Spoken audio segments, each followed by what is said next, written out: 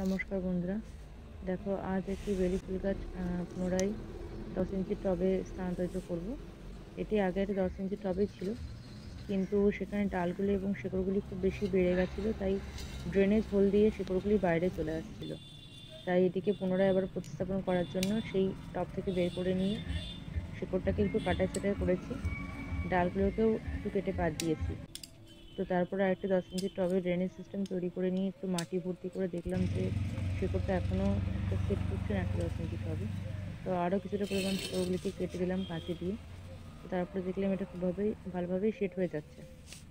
তো তারপরে এটিকে সেট করে একটু গায়ে গায়ে মাটি দিয়ে বেশি চাপাচাপি না করে একটি ছায়াযুক্ত স্থানে রেখে দিলাম এবং খুব ভালোভাবে জল দিয়ে দিলাম।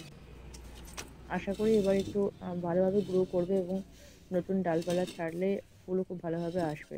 তো অবশ্যই নতুন ডালপালা ছাড়লে এবং ফুল এলে কীরকম কী গাছটি থাকছে সেটা তোমাদের সঙ্গে শেয়ার করব। সেই ভিডিও আমার চ্যানেলে আসবে অবশ্যই। তো এইভাবে আমার সঙ্গে থেকো আর আমাকে সাপোর্ট করে যেও। ধন্যবাদ। চলো দেখা হবে অন্য কোনো ভিডিওতে।